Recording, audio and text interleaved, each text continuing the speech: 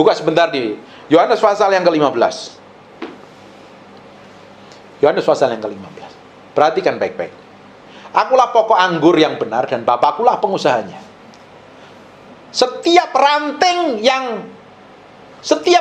padaku yang tidak berbuah dipotongnya, dan setiap ranting yang berbuah dibersihkannya supaya lebih banyak berbuah lagi. Perhatikan baik-baik. Tuhan adalah pokok anggur. Yesus adalah pokok anggur. Kita ini adalah carangnya. Carang ini tidak akan bisa berbuah. Hidupmu tak akan memiliki dampak, otoritas, kuasa, atau apapun juga. Apa yang kamu kerjakan tidak akan pernah berhasil, tidak akan pernah sukses. Toh berhasil secara dunia bisa, tapi berhasil di mata Tuhan tidak akan pernah bisa kalau kamu nggak nempel kepada Tuhan, pada carangnya. Ngerti nggak?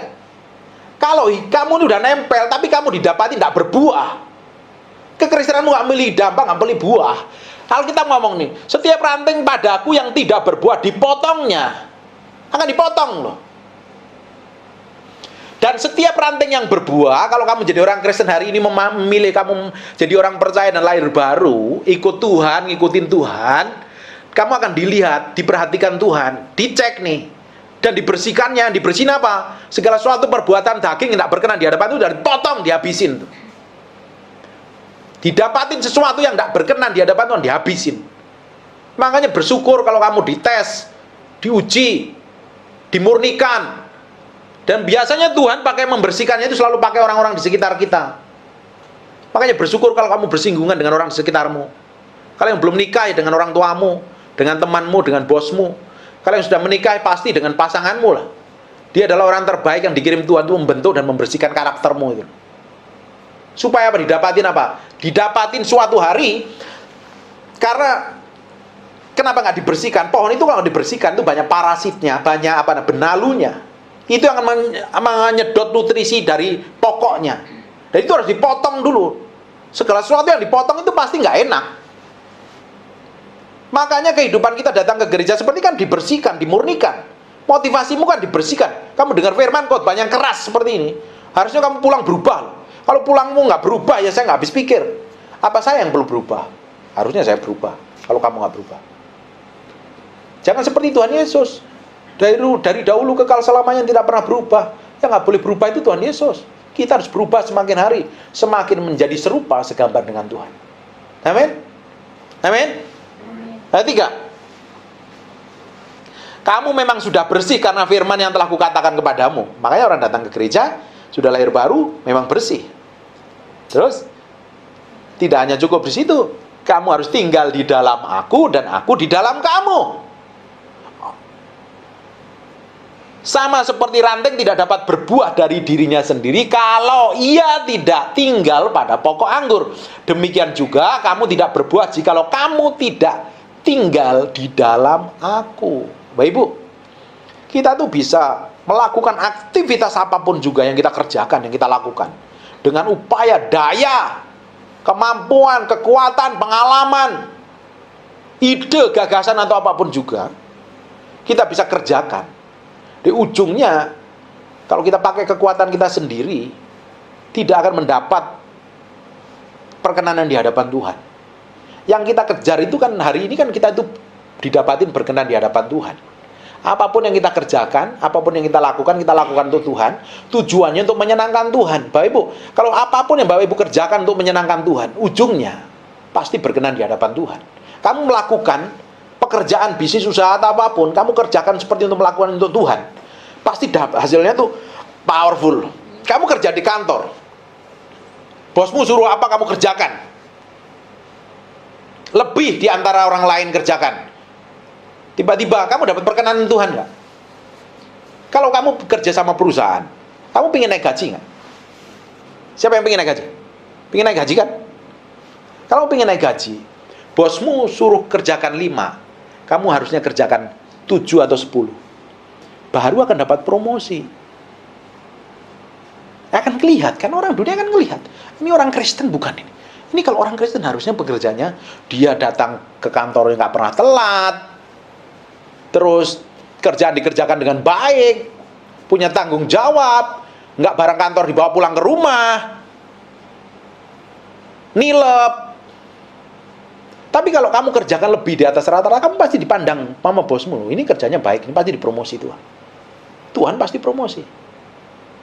Tapi kalau kamu datangnya udah telat, pulangnya cepat karena mau ada ibadah sore, pulang jam 5, kamu setengah 5, izin sama bosmu, Pak, sorry, saya mau pulang buru-buru karena ada ibadah. Terus kerjanya males. Kira-kira apa yang kamu dapat? Jangan dilihat apapun juga.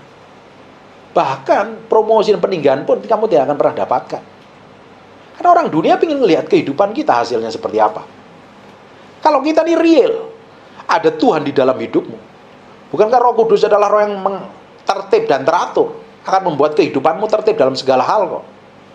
Harusnya. Tapi kan memang kita harus dimurnikan setiap hari, dibawa ke dalam kesempurnaan seperti yang Tuhan mau. Makanya bersyukur kalau Tuhan itu lagi bersihkan kamu dengan proses tekanan, himpitan, masalah.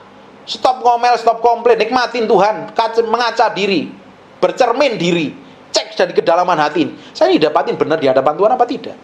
Kalau selama ini apa yang kita kerjakan ini nggak berhasil, babak belur, stres, panik, bingung, coba dicek, benar nggak hati saya ini, sikap hati saya ini benar di hadapan Tuhan? Jangan-jangan selama ini hati saya, sikap saya ini nggak berkenan di hadapan Tuhan. Kalau orang itu tinggal di dalam Tuhan, harusnya kita akan menjadi, apapun yang kita kerjakan, apapun yang kita lakukan itu Tuhan berkati. Bukankah kita sering berdoa kan? Apapun yang dikerjakan tanganmu Tuhan akan bikin berhasil. Kenapa kok Tuhan bisa bikin berhasil? Karena kita tinggal di dalam Kristus kok. Kalau kita tinggal di dalam Tuhan, kita pasti berbuah. Hidupmu akan memiliki dampak. Coba cek selama ini, benar real nggak kita ini menghasil berbuah? Simple. Orang di sekitarmu menikmati hidupmu apa tidak? Ayat 5. Akulah pokok anggur dan kamulah ranting-rantingnya. Barang siapa tinggal di dalam aku dan aku di dalam dia, ia berbuah banyak. Hidupmu menghasilkan berkat, menghasilkan buah, kamu tinggal di dalam Tuhan. Tinggal di dalam Tuhan. Bukannya sekedar datang ke gereja, loh, kamu hidup dalam firman-Nya setiap hari. Pikiranmu, perbuatanmu, kelakuanmu harus ditaklukkan dan ditundukkan kepada Kristus. Amin. Baru ada buahnya. Coba dicek nih selama ini. Hubunganmu dengan Tuhan benar apa enggak? Jam 2-mu, persekutuanmu dengan Tuhan. Orang yang tinggal di dalam Tuhan artinya dia pikiran, perbuatan, kelakuannya, apa yang dia pikirkan, apa yang dirasakan, apa yang dimauinya sesuai dengan kebenaran firman Tuhan, bukan maunya sendiri. Itu orang yang tinggal di dalam Tuhan. Amin. Ya berbuah banyak sebab di luar aku kamu tidak dapat berbuat apa-apa. Kelihatannya kamu bisa mengerjakan segala sesuatu dan kelihatannya bisa berhasil, kelihatan sukses menurut cara dunia, tapi belum tentu berkenan di hadapan Tuhan. Karena kesuksesan kita itu berbeda dengan kesuksesan orang dunia. Orang dunia akan melihat kalau kita ini sukses, punya mobil, gambarnya banteng, gambarnya kuda jingkrak, punya rumah bagus, punya jabatan tinggi. Orang dunia standar suksesnya seperti itu. Tapi standar kesuksesan di dalam Tuhan, kalau kita ini didapatin, kita itu berkenan di hadapan Tuhan. Apapun yang kita kerjakan, Tuhan itu disenangkan. Amin. Kamu melakukan aktivitas apapun juga, mau pelayanan, mau khotbah, mau main musik, mau bekerja, mau bisnis, mau dagang, kita didapatin itu berkenan di hadapan Tuhan. Itu standar suksesnya buat anak-anak Tuhan. Itu baru menghasilkan buah.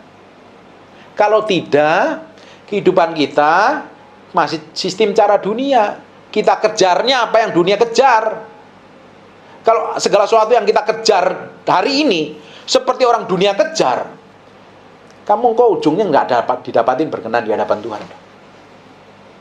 Sebab di luar aku kamu tidak dapat berbuat apa-apa. Nggak heran kenapa hidup kita nggak dipromosi Tuhan, nggak dipakai Tuhan, nggak diurapin Tuhan, nggak memiliki otoritas, nggak memiliki kuasa, nggak memiliki urapan, nggak memiliki dampak. Karena kita jangan-jangan tinggal di luar kasih karunia Tuhan. Kelihatannya fisiknya ke gereja, tapi hatinya jauh daripada Tuhan.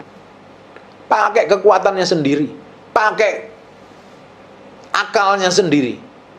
Berdasarkan pengalaman masa lalu semuanya dikerjakan dengan kekuatan sendiri, ternyata di ujungnya apapun yang kita kerjakan tidak didapatin berkenan di hadapan Tuhan.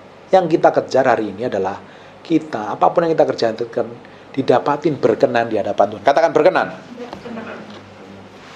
Ayat yang barang siapa tidak tinggal di dalam aku, ia dibuang keluar seperti ranting dan menjadi kering.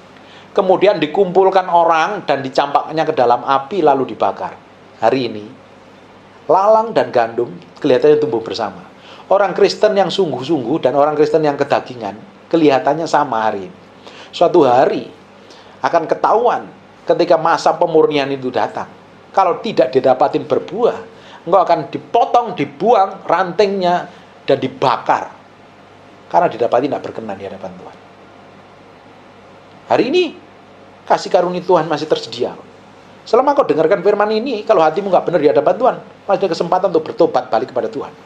Akui segala dosa dan kelemahanmu, balik kepada Tuhan, sekelar. Tuhan kuduskan, Tuhan sucikan. Tapi kalau masih tetap ngeyel, nggak mau berubah, ada momen waktunya. Ketika cawan itu sudah penuh dan didapati nggak ada berkenan, kau dibuang, dipotong dan dicampakkan ke dalam api lalu dibakar. Ini berbicara tentang kematian abadi, kematian kekal. Dibuang ke Gehenna ini orang-orang yang nggak benar. Lautan api yang nggak kekal. Ayat ke-7. Jikalau kamu tinggal di dalam aku dan firmanku tinggal di dalam kamu. Bayangin, ada janjinya kok. Jikalau kamu tinggal di dalam aku dan firmanku tinggal di dalam kamu, minta apa saja yang kamu kehendaki dan kamu akan menerimanya. Powerful nggak? Pingin nggak ayatnya digenapi? Kamu berdoa tiba-tiba surga langsung seluruh malaikatnya melihat kamu berdoa. Tunggu nih. Bapak namanya siapa? Wih, Pak Daniel lagi berdoa nih. Tiba-tiba Tuhan ngomong begini. Yesus ngomong dari surga. Malaikat, perhatikan Pak Daniel lagi berdoa itu. Pingin nggak didapat seperti itu? Jawab, kirim jawaban doa kepada dia. Loh, ini janjinya.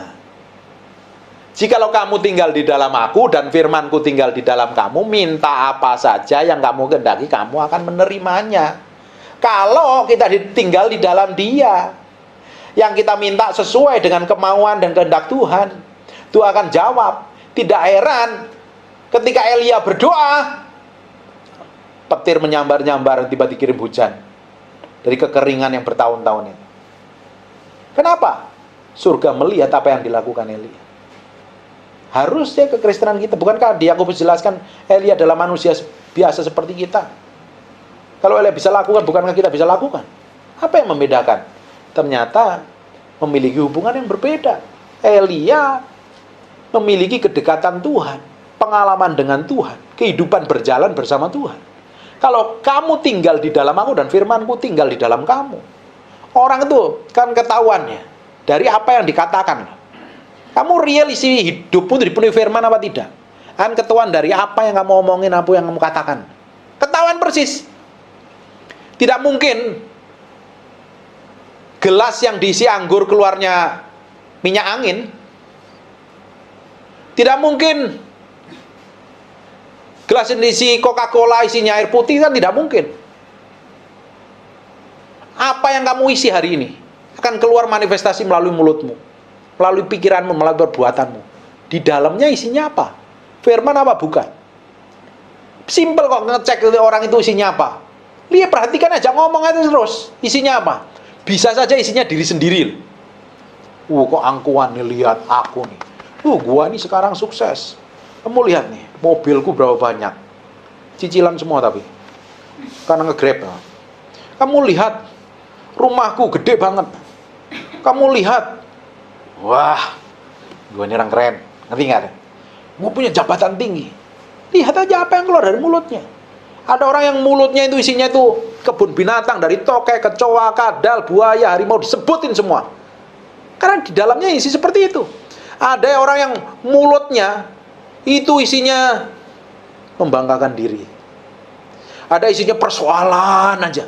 Dia udah umur 50 tahun, persoalannya dari 15 tahun diceritain, 25 tahun diceritain. Saya ini sebagai hamba Tuhan sering ngonseling orang seperti itu. Sekarang umur 45 tahun, masalahnya umur 12 tahun diceritain, suruh saya dengerin tuh, bayangin. Kadang pusing juga loh. Saya bilang stop dulu. Saya pikir, saya ini hamba Tuhan bukan sampah loh. Saya nggak mau dengerin masalahmu, kamu sih dengerin solusinya. Ada orang yang mulutnya tuh isinya itu persoalan, masa lalu, segala macam. Pengen tahu kehidupan seseorang di dalam isinya apa. Ajak ngomong saja. Sekarang masalahnya, yang jadi masalahnya, yang keluar dari mulutmu hari ini apa? Firman? Dirimu sendiri? Atau ide-ide roh jahat? Cek saja. Masih ada kesempatan untuk berubah kok. Hari ini Bapak Ibu duduk di sini, kasih karunia Allah masih tersedia. Bapak Ibu masih dengarkan firman hari ini, artinya Tuhan masih menunggu untuk kamu bisa berubah. Saya pun bisa berubah setiap hari menjadi sama seperti yang Tuhan mau. Jikalau kamu tinggal di dalam aku dan firmanku tinggal di dalam kamu, mintalah apa saja yang kamu kehendaki, kamu akan menerimanya. Janjinya Tuhan. Tapi kamu harus tinggal di dalam Tuhan.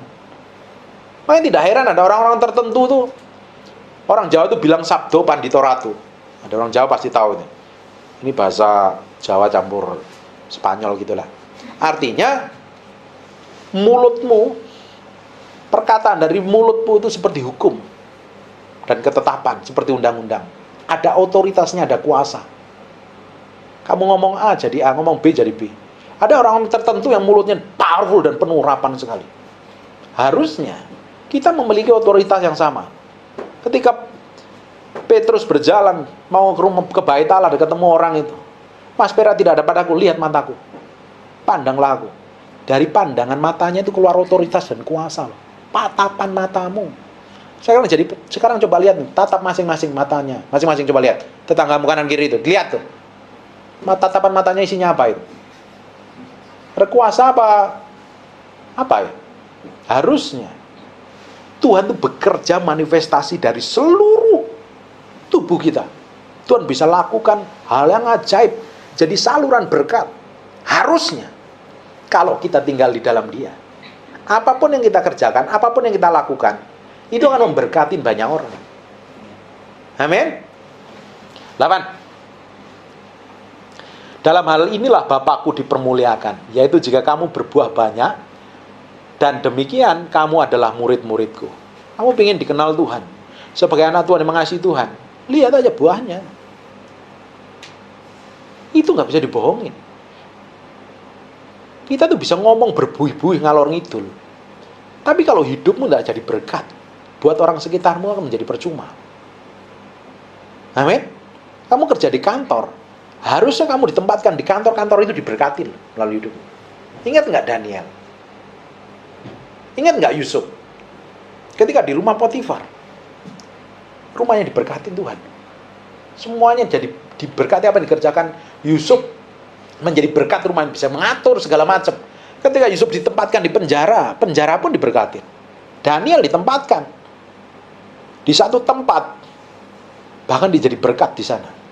Harusnya kehidupan kita ditempatkan dimanapun kita berada, karena ada Tuhan yang menyertain kita. Orang di sekitar kita diberkatin dan perusahaanmu diberkatin. Yang harusnya kita, seandainya kita naik pesawat dan pesawat itu goncang, tapi karena ada kamu yang didapatin berkenan di hadapan Tuhan, pesawat itu harusnya crash. Karena melihat ada seseorang namanya Pak Daniel yang sungguh hatinya berkenan di hadapan Tuhan, tiba-tiba tenang. Itu namanya favor, itu kemurahan Tuhan. Harusnya kita didapatin seperti itu. Kemana kita ditempatkan, kemana kita pergi, harusnya tempat yang kita berada itu diberkatin Tuhan. Amin. Kamu ditempatkan perusahaanmu yang harusnya bangkrut, tiba-tiba dapat omset besar, dapat bisnis besar, dapat proyek besar, dan diberkatin loh. Kamu ditempatkan di gereja, engkau jadi berkat di sana. Engkau ditempatkan di toko, di kantor, di rumah, di mana engkau berada, harusnya ada berkat Tuhan yang mengalir. Kenapa? Dalam hal inilah Bapakku dipermuliakan, yaitu kalau kamu berbuah banyak, dengan demikian kamu akan menjadi murid-muridku. Bapak Ibu, sebenarnya yang membedakan kita dengan orang dunia itu kan kelihatan sekali. Orang dunia bisa lihat kok, oh ini orang Kristen atau bukan. Orang dunia bisa lihat. Dari cara ngomongnya berbeda, cara menghadapi masalah berbeda. Kalau kita itu dikenalnya dengan orang Kristen yang memiliki kasih. Betul apa enggak? Orang dunia kan oleh kasih. Orang dipukul pipi kiri, kasih pipi kanan. Pipi kanan habis, kita tendang. Kan nggak ada ayatnya itu. Betul nggak? Kalau orang dunia mata ganti mata, gigi ganti gigi. Tapi orang Kristen ketika disakitin, udah diampuni sajalah. Mobil ditabrak, nggak usah jerit-jeritan. Tanya dulu, saya ada asuransi, kamu bayar ORIS-nya aja. ONRIS-nya aja. Nggak usah geger. Kalau orang dunia kan ribut. Kita disakitin, kita belajar mengampuni. Itu bedanya. Itu yang membedakan kita dengan orang dunia. Tapi kalau kita sama dengan orang dunia, orang nggak bisa melihat Kristus dan melalui kehidupan kita. Bagaimana kita mencerminkan kemuliaan Tuhan? Bukankah orang dunia perlu melihat Yesus melalui hidup kita? Amin. Tuhan harusnya manifestasi lewat perkataanmu, perbuatanmu, sikapmu, kelakuanmu, karaktermu. Dan orang dunia bisa melihat, ini beda, ini apa yang membedakan? Karena kita menjadi pengikut Kristus. Kata Kristen pertama kali disebut di Antioquia. Arti kata Kristen adalah Christ-like. Hidupin gaya Yesus hidup.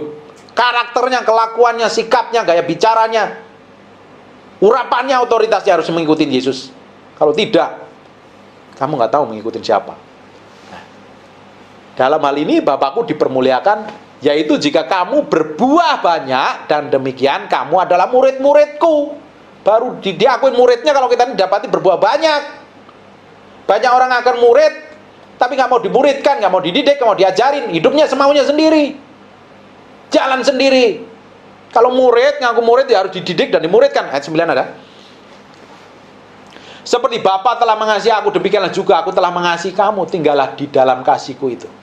Manifestasi simpel kok. Orang Kristen harus tampil beda di dunia. Orang bisa melihat, apa sih yang membedakan kamu dengan teman yang itu? Orang bisa melihat Tuhan melalui hidup kita. Saya sudah ngomong berkali-kali. Tidak mungkin ada orang dunia, apalagi tetangga sebelah kita, yang fanatik, yang radikal itu, ke toko buku Kristen. Toko buku Kristen sekarang banyak bangkrut, karena banyak orang Kristen nggak suka baca buku.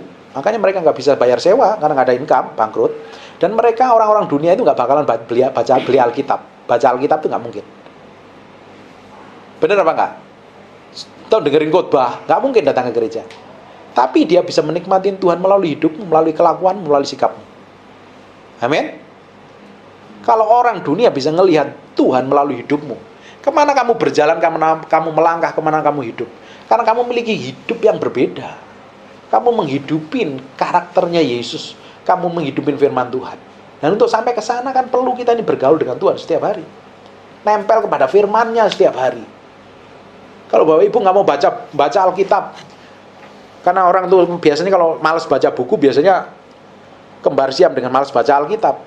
Karena itu masalahnya sama. Kalau orang malas baca buku rohani, pasti dijamin dia malas baca Alkitab. Tapi hebatnya kan sekarang ini ada teknologi. Bapak Ibu bisa download di Alkitab audio, di Sabda.org ada, di beberapa aplikasi ada. Bapak Ibu bisa download di sana, bisa dengerin firman kok setiap hari. Tidak ada alasan untuk kita nggak bisa belajar firman, nggak dengerin firman. Even kamu dari HP-mu kamu bisa dengerin khotbah dari pendeta urapan, pendeta luar negeri, pendeta pedalaman, kamu bisa dengerin khotbahnya kok. Nggak ada alasan untuk kita ini nggak mau belajar firman Tuhan. Yang jadi masalahnya, yang jadi alasannya kamu merasa dirimu penting buat dirimu sendiri sehingga kamu nggak punya waktu untuk bergaul, berdoa, intim dengan Tuhan. Kalau nggak memiliki kedalaman hubungan dengan Tuhan, hidupmu tidak akan memiliki dampak apa-apa.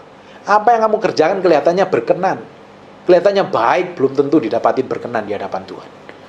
Bapak Ibu, ujung dari apa yang kita kerjakan, ujung dari pelayanan saya, ujung dari hidup saya, ujung dari semua apa yang Bapak Ibu kerjakan, bisnis, kantor, usaha, bikin apapun juga itu, kita akan menghadap Tuhan dan harus kita dihadapin. Engkau hambaku yang berkenan, masuk ke meja perjamuan. Kita harus didapatin berkenan di hadapan Tuhan. Sekarang saya mau tanya, Bapak Ibu mau ngejar apa sekarang? Ekonomi tambah nggak jelas. Politik, ini bentar lagi tahun politik, mana ruwet urusannya. Bapak Ibu kalau pelajarin, di Cina banyak kebijakan-kebijakan yang ruwet, membuat semua bisnis online dikenakan pajak yang gila-gilaan. Nggak jelas hitung-hitungannya. Terus kamu mau bergantung sama siapa? Hari ini kita mau bergantung sama saya. Siapa? Kita lihatin perkembangan COVID ini nggak jelas ujungnya. Sampai kapan selesai kan kita nggak pernah tahu. Dari Alpha, Delta, Omega, sekarang Omicron, dan lain sebagainya, kita nggak pernah tahu. Kita lihat orang-orang yang kemarin sehat, tiba-tiba sakit 2 hari, 3 hari mati. Terus Bapak Ibu mau kejar apa? Saya berubah total. Cara pandang saya berubah total. Saya dulu kerja, bikin usaha. Kita harus beli ini, punya aset, beli ini, beli itu. Tambah hari, tambah kenal Tuhan. Cara pandang saya berubah sekarang. Saya tidak ingin apa-apa. Saya ingin didapatin berkenan di hadapan Tuhan. Buat apa? Kan kita bisa dipanggil Tuhan kapan saja. Bener apa enggak? Tuhan bisa panggil kapan saja loh. Dan ini nanti akan ada wabah demi wabah ke depannya nggak jelas urusannya. Bencana bisa di mana saja. Maut bisa kapan saja. Bayangin kalau kita ini tiba-tiba dipanggil Tuhan. Kita didapati tidak berkenan di hadapan Tuhan. Apa yang kita pertanggungjawabkan di hadapannya? Berjalan dalam ketetapan Tuhan, berjalan dalam kebenaran, berjalan dalam kekudusan setiap hari. Supaya apa yang kita kerjakan, apa yang kita lakukan itu didapatin berkenan di hadapan Tuhan. Itu yang utama. Dan samping itu kita bertanggung jawab dengan segala sesuatu yang Tuhan percayakan hari ini. Tuhan percayakan apa hari ini? Engkau kerja di bank, engkau kerja di kantor, engkau kerja di pabrik, hamba Tuhan yang pelayanan, pelajar, jadi istri, suami, atau apapun juga. Kita kerjakan yang terbaik. Seperti kita lakukan untuk Tuhan. Biar kita didapatin suatu hari. Orang yang menyelesaikan garis finish, tanggung jawab, dan didapatin berkenan di hadapan Tuhan. Tidak ada yang lain. Kamu mungkin kumpulin aset, kumpulin tanah. Saya punya teman yang mobilnya banyak, tiba-tiba masih umur muda, tiba-tiba meninggal. Terus apa yang kita mau kerjakan hari ini? Bukan berarti kita nggak usah kerja, kita nunggu mati. Nggak seperti itu juga. Kita bekerja dan tanggung jawab. Kita lakukan yang terbaik. Kita berikan anak-anak kita, istri kita, pasangan hidup kita yang terbaik. Makanan yang terbaik, tempat tinggal yang terbaik, baju yang terbaik, segala sesuatu yang terbaik. Dan kita lakukan yang terbaik. Di sisi lain, kita mengejar apa yang kita kerjakan, apa yang kita lakukan itu tepat seperti yang Tuhan mau. Biar kita didapatin berkenan di hadapan Tuhan. Amin. Kalau tidak, ujung dari kehidupan kita akan sia-sia belaka. Haleluya. Saya berdoa, pulang dari tempat ini, kau memiliki kehidupan yang berbeda bersama Tuhan. Kehidupanmu, persekutuanmu, pengenalanmu akan Tuhan berbeda. Pengalaman hidupmu bersama Tuhan akan dibawa ke dalam level yang berbeda, dalam tingkat iman yang berbeda, dalam perkenanan yang berbeda. Bapak Ibu, hari ini Tuhan itu sebenarnya tempatkan kita dalam posisi yang Tuhan sudah siapkan. Harusnya kita tempatin di sana. Tapi kalau kita pakai cara kita mau kita sendiri, kita nggak akan sampai sama sini. Harusnya kita menempati tempat di mana tempat yang Tuhan sediakan. Dan untuk kita sampai tempat sini, kita tuh berjalan harus seperti yang Tuhan mau. Ketepatan ilahi. Kita nggak tahu kan. Segala sesuatu yang kita kerjakan ke depan ini kan blank. Tuhan kan singkapkan hanya selangkah demi selangkah. Kata kita perjanjian lama, firman-Mu adalah pelita bagiku dan terang bagi jalanku. Firman-Mu adalah pelita bagi kakiku dan terang bagi jalanmu. Di dalam perjanjian lama, orang di perjanjian lama kan belum ada listrik, belum ada LED, belum ada lampu. Adanya pelita. Pelita itu orang zaman dahulu itu pakai sepatu, modelnya kayak begini, kayak saya begini, agak panjang begini, tapi kurang panjang lagi, di ujungnya dikasih pelita. Dan pelita itu hanya menerangi selangkah demi selangkah. Bukankah Tuhan yang singkapkan selangkah sama hidup kita? Selangkah dan selanjutnya kita nggak pernah tahu, dan kita harus bergantung sama Tuhan. Betul apa enggak? Mana ada yang tahu 2 jam ke depan akan terjadi apa? Yang kita nggak tahu kan hari ini.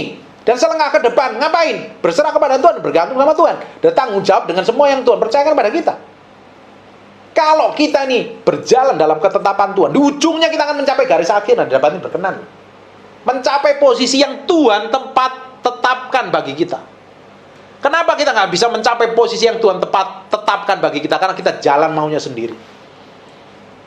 Kita putuskan semua masalah dengan mau kita sendiri, bukan sesuai dengan kehendak Tuhan.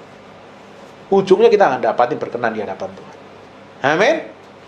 Hari ini saya berdoa, engkau pulang, cara pandangmu berbeda, hidupmu, kelakuanmu, karaktermu berubah seperti yang Tuhan mau. Dan ujungnya kita akan didapatin berkenan di hadapan Tuhan. Amin. Bangkit berdiri sama-sama, tutup Alkitabmu.